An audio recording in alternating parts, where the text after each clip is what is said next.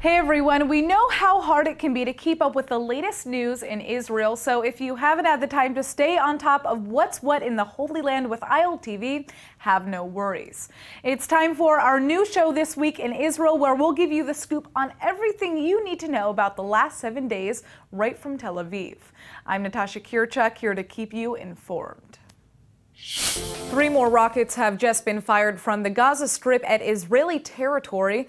This is the 6th night in a row we've seen rocket fire, and as usual, the army has swiftly retaliated by bombing Hamas military targets inside of the Strip.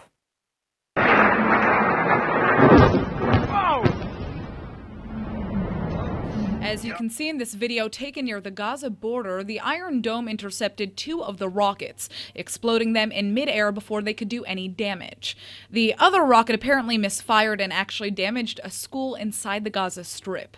Tensions are clearly reaching a breaking point in the wake of President Trump's bombshell decision to recognize Jerusalem as Israel's capital. There have been over a dozen rockets fired out of Gaza now, and earlier this week a Palestinian terrorist stabbed an Israeli guard outside Jerusalem's central bus station. This time Israel is taking an extra step for these new rocket attacks and is closing the Gaza border crossing into and out of the Strip. The army will allow passage only in the case of extreme humanitarian reasons. No word on when the crossings will be reopened. An emergency meeting of Islamic countries has just convened to counter President Trump's controversial decision to recognize Jerusalem as Israel's capital. Leaders representing the 57-country delegation have responded to that claim by declaring East Jerusalem as Palestine's capital. ILTV's Brett Allen Smith has more on this story. And Brett, first off, does this announcement change anything on the ground? Well, much like Trump's speech last week, I'd say this is more of a symbolic gesture than anything else. Now, what it does demonstrate here is that we're probably going to see all kinds of new alliances forming in the Islamic world pretty soon. The Palestinian cause is clearly something that all 57 countries are prepared to really rally behind, regardless of their own conflicts. Now, this assembly has made this statement, and it represents 1.6 billion people worldwide, so although these words may be totally symbolic, it's not something to take totally lightly. Well, obviously, this is a debate that's only going to get more and more heated as countries take a stand. Sure. Now, how is that debate going to impact Israel? Well, we're probably going to see it happen in 2 ways. Now, first, we're going to see more of what we're seeing in Turkey. Israel and Turkey finally signed their reconciliation deal last year, but after Trump's speech, Erdogan called Israel a terror state that kills children. So that relationship is obviously being tested right now. Now, the second thing we might see more of is, of course, how people interpret that for themselves as citizens. Now, Israelis don't seem especially impacted because they've seen Jerusalem as their capital for years. But while flying over the city, a Jordanian pilot just told passengers to look out the window and check out Jerusalem, the capital of Palestine. There's a lot that could happen, but let's go ahead and check out the rest of the report. Filistin devletini henüz tanımamış tüm ülkelere derhal Filistin devletini tanımaları çağrısında bulunuyorum. Biz bugün Kudüs'ü Filistin'in başkenti olarak tanıdığımızı ilan ettik. This emergency summit of the Organization of Islamic Cooperation comes at a difficult time for the Palestinians.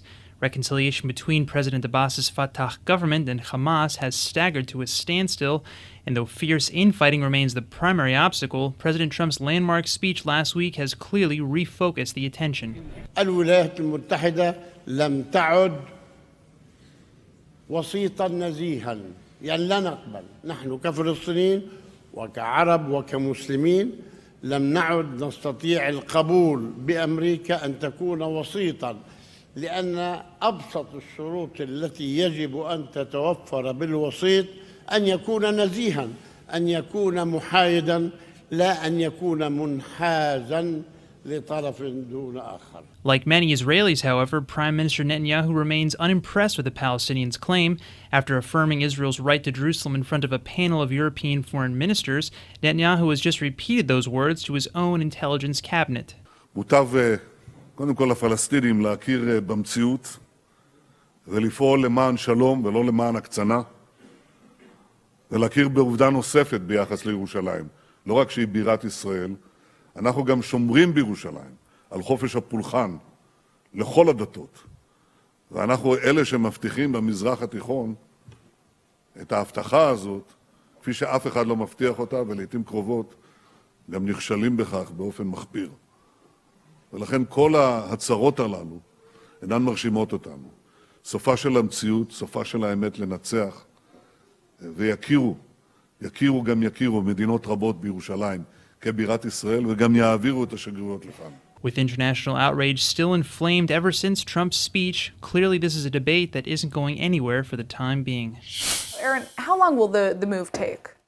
At least a few years' time, according to the Secretary of State Tillerson. There are a lot of things that need to be considered logistically and worked out before anything is actually moved anywhere. Now, I'm assuming that security is one of those considerations, obviously, but what are the others? Yeah, I mean, aside from security considerations, there are many things to consider. First, it obviously takes time to find and or physically build an embassy, and Right. even if we found an existing structure, it would have to be massively renovated before any personnel and any activities were moved there officially. Second, if you're talking about all the personnel who work there and their families, are they going to have to move to Jerusalem? Is the government going to cover that or subsidize it at all? How will it affect their families and the schooling that maybe their kids go to and things like that? So all of that really needs to be considered. There are a lot of things that are going through the government's mind. And again, so it'll take several years to work that out, unfortunately, for all the people who are waiting for that embassy move. So it won't be tomorrow. And then there are other things to consider as well, but I'll tell you about them right now in my report. According to Rex Tillerson, the embassy move will take at least another 3 years, meaning it's unlikely to happen until after 2020. That's why President Trump, despite his decision, has gone ahead and signed the waiver that officially delays the physical move for another 6 months.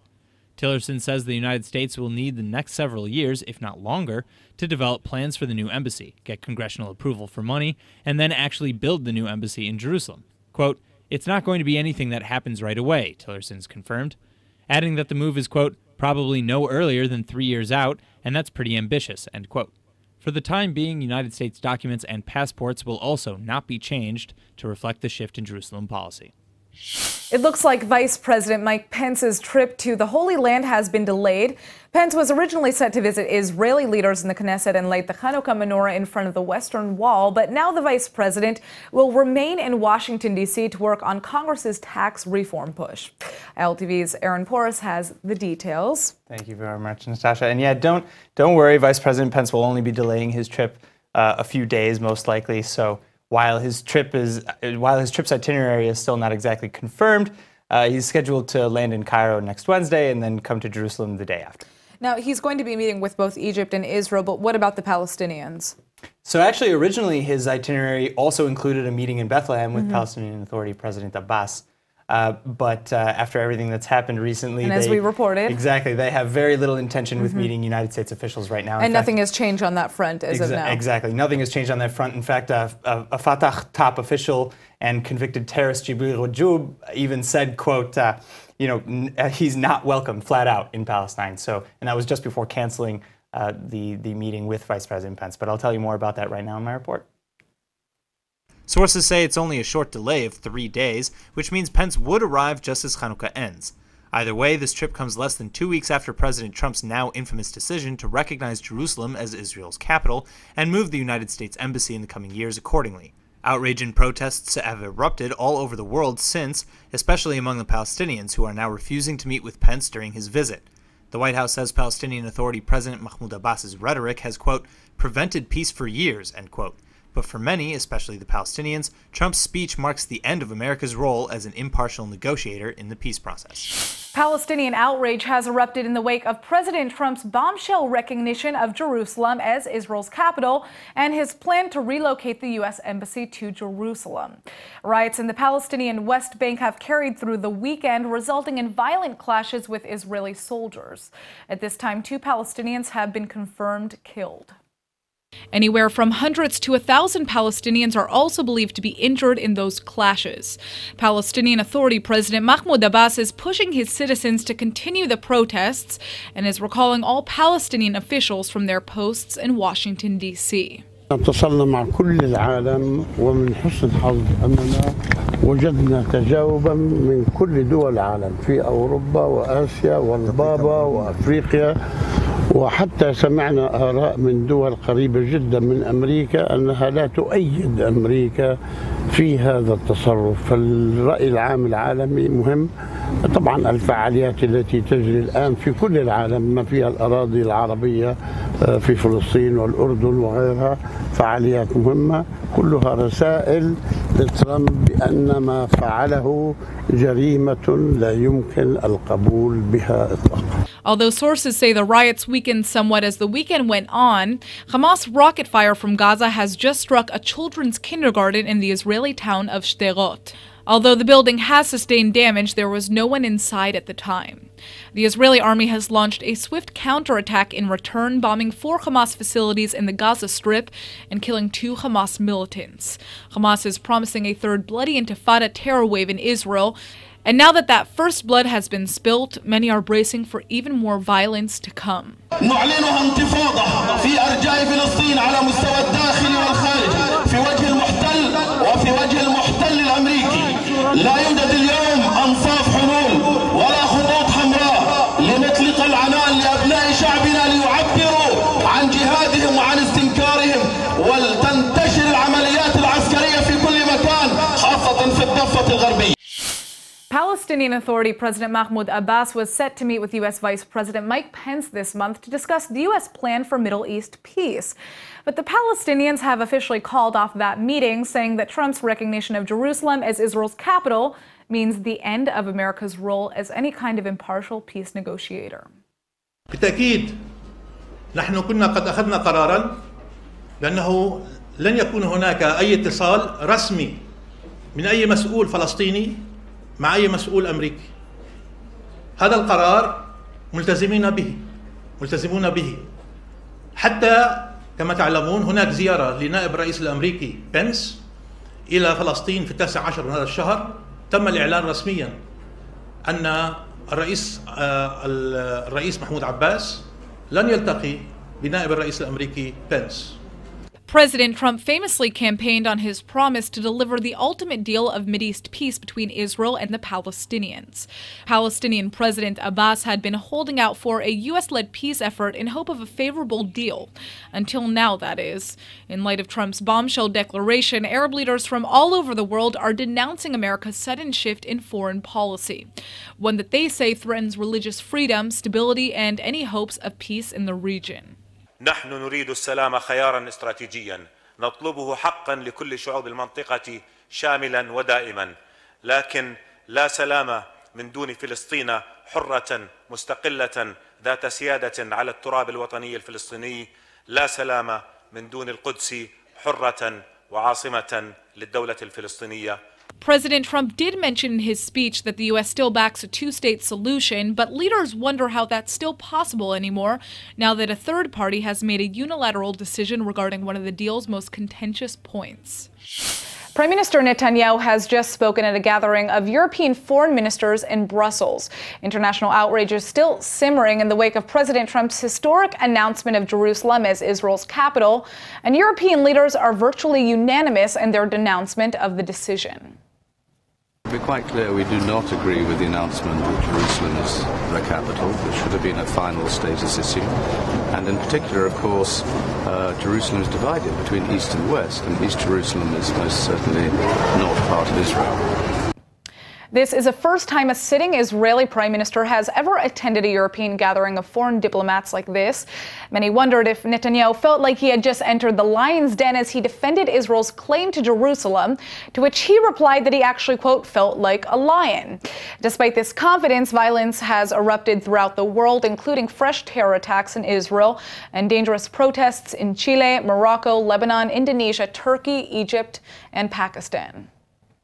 وندعو الدول العربية والإسلامية ومنظمة التعاون الإسلامي وجامعة الدول العربية لتحمل مسؤولياتها لنصرة القدس والدفاع عن عروبتها ومقدساتها المسيحية والإسلامية. Russian President Vladimir Putin has just made a rare statement on the situation as well. Хотел бы отметить, что и Россия, и Турция считают, что решение администрации Соединенных Штатов признать Иерусалим в качестве столицы Израиля и перенести туда американское посольство не помогает урегулированию ситуации на Ближнем Востоке, а наоборот дестабилизирует и без того сложную обстановку в регионе. По сути, может перечеркнуть перспективы палестино-израильского мирного процесса.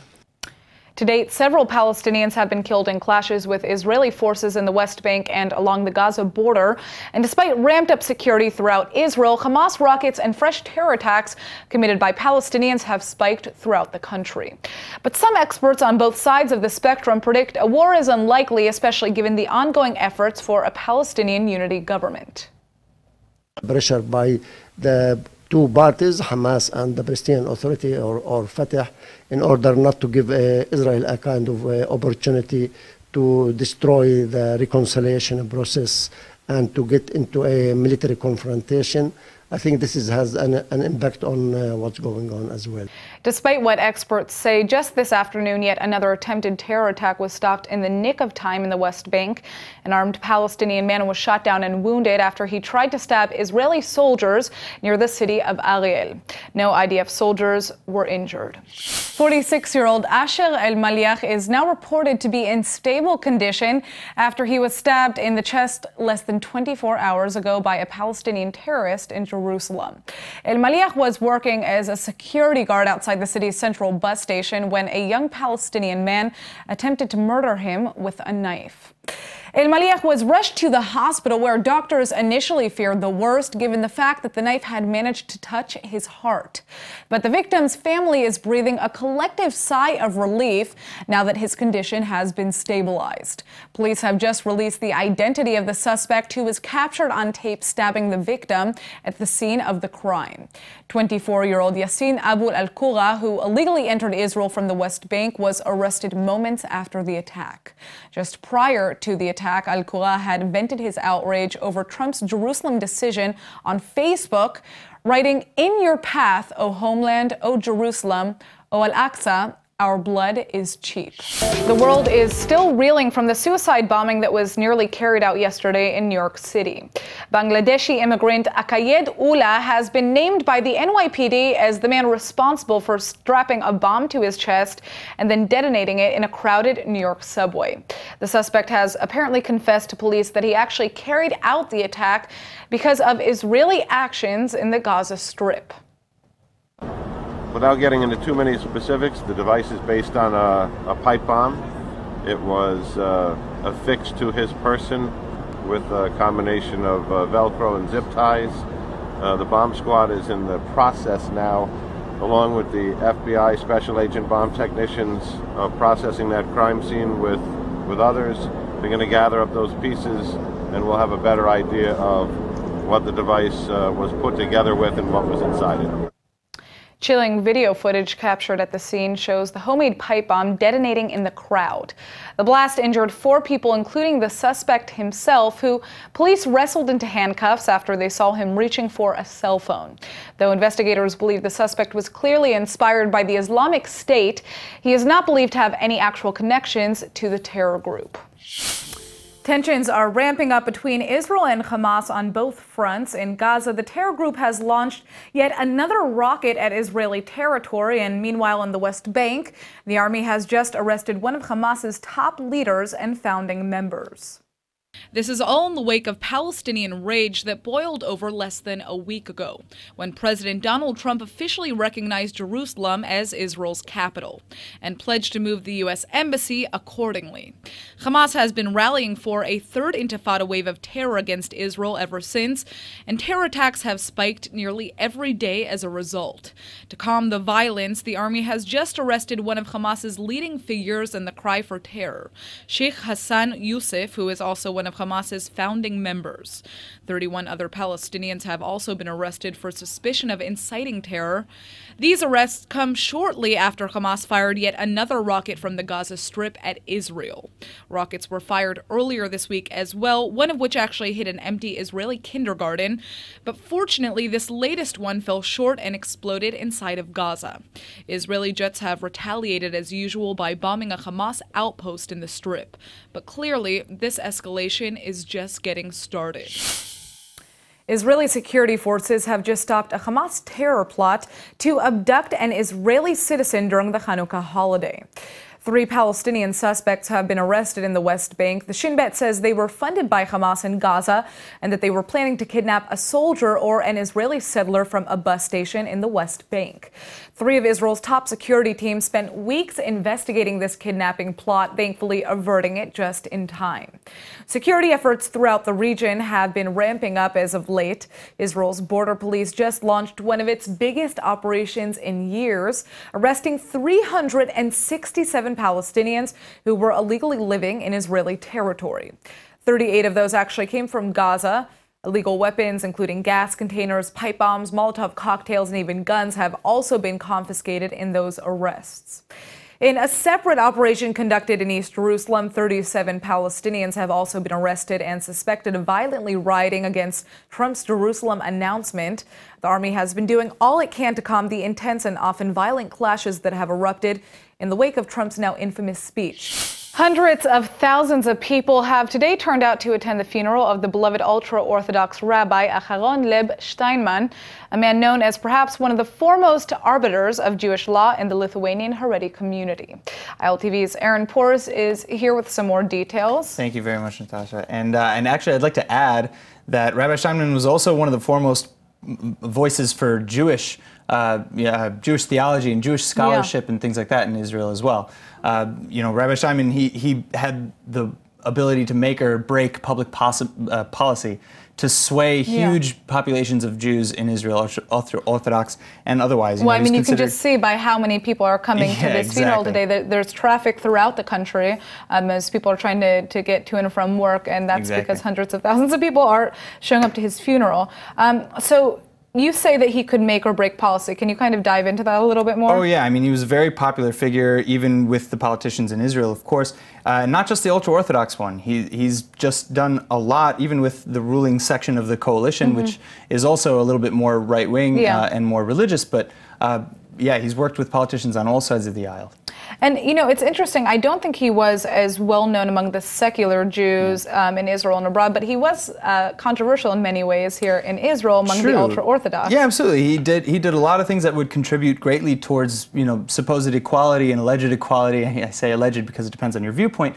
But he proposed a lot of different things that really much promoted that ideology of, allowing and even inspiring and encouraging Haredi men to join the workforce, to enter the military, and more. Yeah, I mean, much of that was rumors, but people are, they do say that that's something that he was doing, which kind of goes against the typical Haredi line about, ultra-Orthodox drafting into the Israeli military. All right, well, let's check out your report for some more details about this man. Rabbi Steinman passed away this morning at 104 years old and has requested that his funeral procession will end within 6 hours of his passing. Many Haredi educational institutions from across the country have canceled the school day so that students can attend the funeral. Rabbi Steinman was considered the leader of the Lithuanian Haredi Jewry since the death of Rabbi Yosef Shalom Eliashiv. He is known for his public encouragement of the opening of Kollel studies in Israel, but privately, he's also been rumored to have been permitting ultra-Orthodox men to seek professional training, employment, and enlist in the Israeli army. As if Israeli megastar Gadot hasn't shattered the glass ceiling enough, Time magazine has just named Gadot's Wonder Woman hero the fictional character of the year. Time is hailing her performance for catapulting Wonder Woman to box office success. The movie has reeled in more than $800 million globally, which they say proves just how many people have been waiting for a superhero like her. Israel's hometown beauty queen rocketed to superstardom all over the world as the star of DC's Wonder Woman film, which has shattered box office records and is even the highest-grossing film in history ever directed by a woman. That's why both Gadot and the film are ramping up buzz in this year's Oscar race. Wonder Woman was even named as one of the top 10 films of the year by the American Film Institute. Unfortunately, that momentum didn't translate to the Golden Globes, who completely snubbed Gadot and the film from this year's list of nominees. Also snubbed was Israel's foreign film entry Foxtrot, which still could land an Oscar nomination for Best Foreign Film. Foxtrot was runner-up at the Venice Film Festival and named the best foreign film of 2017 by the National Board of Review. But our fingers are still crossed for Gal Gadot at this year's Oscars. That's it for this week's Roundup. Tune in next Friday for our next episode of This Week in Israel. I'm Natasha Kirchuk, and thanks for joining us from Tel Aviv.